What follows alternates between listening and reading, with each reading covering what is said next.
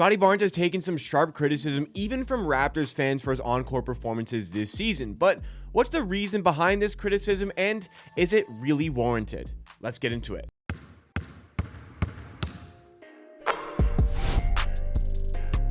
Welcome back, everybody. This is Amateur Sports, the YouTube channel dedicated to Toronto Raptors content and videos and in the live streams. If you enjoyed this one along the way, hit that like button and subscribe to the channel for more content just like it. And this isn't some video where I'm telling you how bad Scottie Barnes is. In fact, it's the opposite. The overarching point I'm going to make and finish with in this video is how good of a player Scottie Barnes is, but the way he's been playing this season can definitely be tinkered for the better, and I think for the much better. We're going to talk about what he's done on court this season from, just a game watching standpoint and some of the things that are going wrong there. Then we'll investigate the stats that may or may not back that up. And at the end of the video, we'll decide what really the issue is and how he can fix and become a much better player for the Raptors. And if Scottie Barnes, who is already a very good player, becomes much better, the Raptors, who have Brandon Ingram joining them, maybe this season, but definitely next season. Wow. A team with this good of a Scottie Barnes, with an even better version with Brandon Ingram, that might be a pretty good team to build around for the short term and potentially the long term if things go in the right direction. But we're getting too far ahead of ourselves.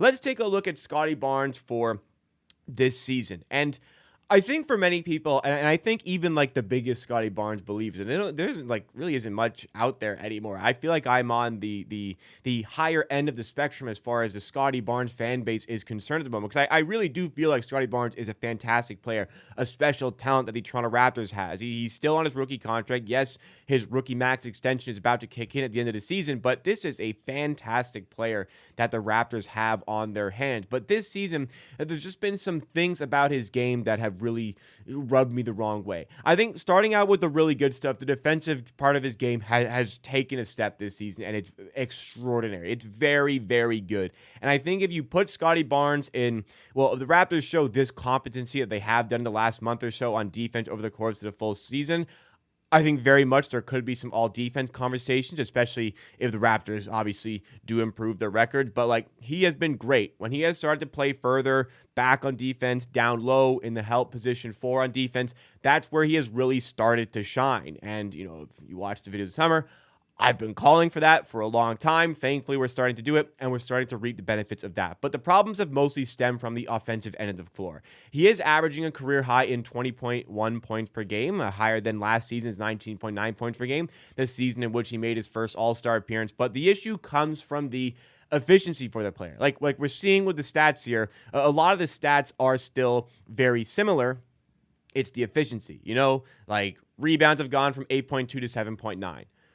Part of that, I think, is that he was playing a little bit more on the perimeter at the start of the season, but hey, it's still relatively close. His assist numbers, relatively the same. 6.1 assists to this season. It's gone up to 6.3 assists, but the efficiency has fallen off a cliff. I mean, look at them here.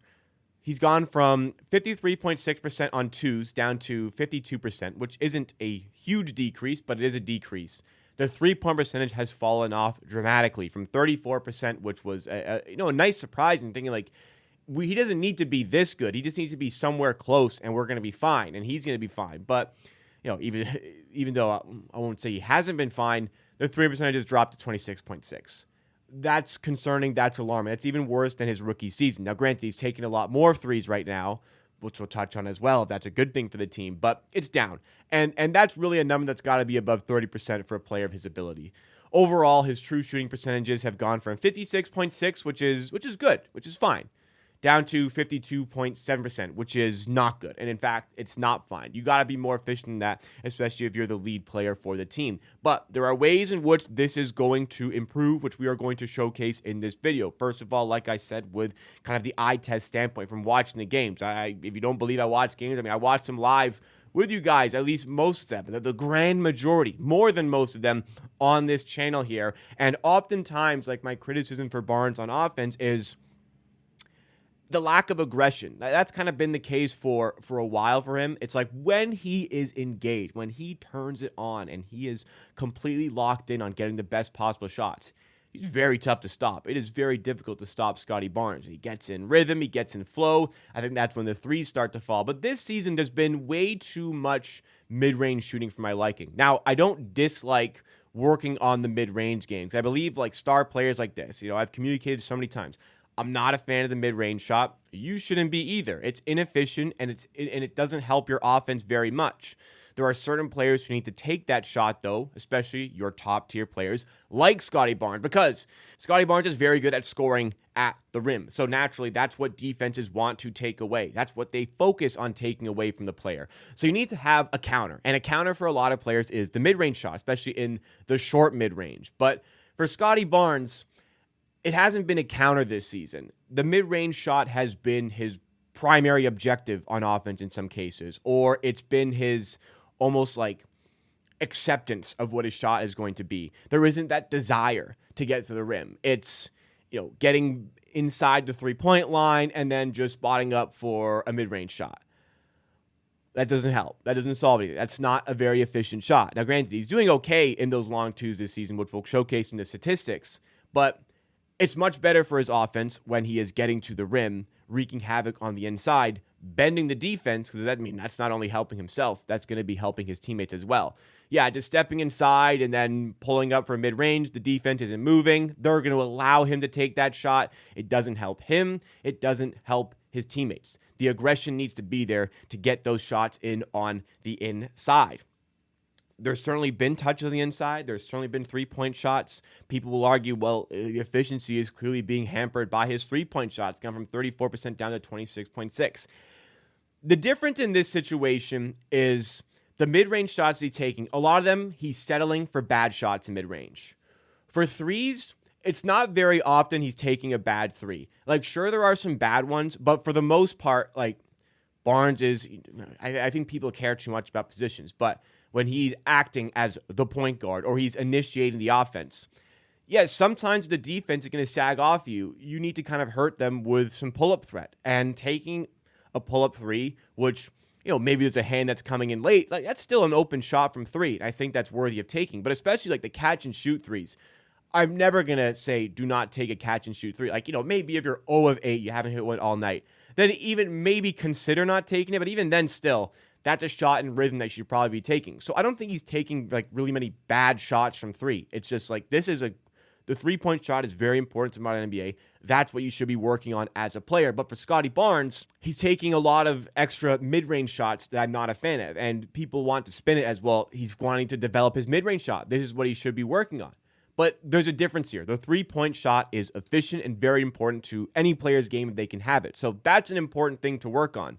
The mid-range shot in an ideal version of Scottie Barnes is not something that he's really focusing on. Like maybe he's taking 2, maybe 3 mid-range shots a game. Because like when he's backing down a player trying to get into the paint, into the low post, trying to get himself to the rim, and then he spins off for a fadeaway too, like that's actually been a pretty good weapon for him this season.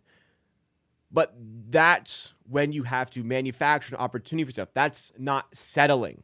That's creating a good look for yourself. That's not just walking up and taking that mid-range shot that, again, like I said, isn't really helping your team. So why would the Raptors be focusing on developing a shot that's really not ideal towards a player's game? Look, if you can spin it you can spin it that direction if you want. I'm suggesting that he's settling for these mid-range shots and that it's on him to get to the rim more often. You might say the coaches want him to take those shots. I disagree with that. If that's the case, then the coaches need to fix that. But overall, the mid-range shots and the volume of those mid-range shots absolutely do need to decrease for the player to get more out of him. And I've seen comments suggesting that like he's taking these extra mid-range shots because the coaches know they're bad shots and it's making the team worse and helping them tank. I completely 100,000% disagree that anything being implemented by the coaches is being done specifically to help the Raptors lose. There is no decision that's being made with the direct intent, this is going to make us worse, it's going to help us tank. Maybe there's some sacrifices in certain areas to development, like to winning in order to focus on development, but like to make the team worse to help with the tank, I assure you that is not what's going on with the coaches behind the scenes. But I've talked a lot about watching Barnes and the settling, but do the statistics back this up for the player? Let's have a look. So I think a lot of this can be explained very simply. So we're going to be using a simple tool to highlight the statistics that showcase some of the points that I'm making over the course of the video. And the simple tool we'll be using is Basketball Reference, easy to use source for NBA information. And within the Basketball Reference page for Scottie Barnes, for every player, they showcase shot percentages by distance, percentage of the field goal attempts that occur at each distance, and the field goal percentage of those shots at those distances. So for Scottie Barnes, we can take a look here. This is kind of what I'm talking about. First 3 seasons of his NBA career, he shot about 27% of his total field goal attempts inside 3 feet at the rim. 26.4, 27.5, 27.1.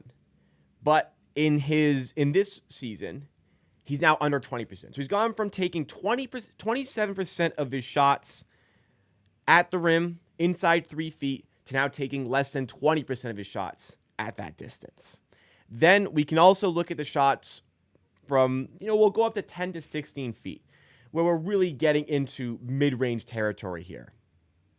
He's done a good job for 3 seasons of actually kind of taking that away from his game a little bit, because he started to shoot a little bit more threes, which was great. He went from shooting about 11 to 12% of his shots from this area down to 10%, then 8%.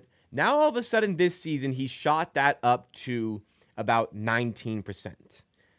So he's shooting about 19% of his shots at the rim, and now also 19% of his shots from 10 to 16 feet. He stayed pretty consistent on these 16 to the three-point line shots that are long mid-range shots, which is good. But a lot more shots in this 10 to 16-foot area. Now, the good news about this is that he's actually hitting a lot of them. He's making 50% of the shots in this area, which is up from the 40% from his rookie season and the about 30% from his second and third season. He's making 50% of these shots.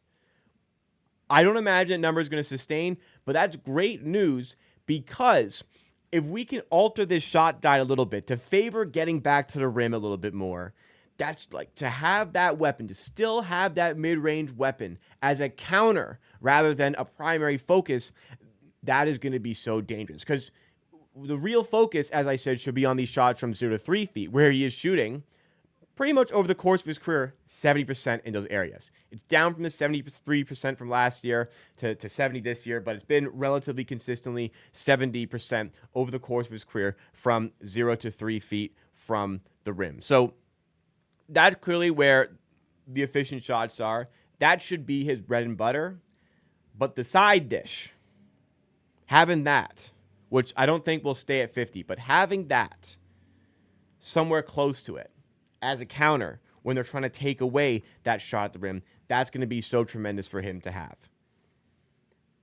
That is where we're going to start seeing Scottie Barnes at his best. So we had, the eye test stuff where I said, it feels like he's settling for a lot of these shots, and still, he is. But if we can focus on the really good mid-range shots, when those opportunities present themselves, when you need to counter something, and focus more on getting to the rim, that is where we're going to see Scottie Barnes at his best.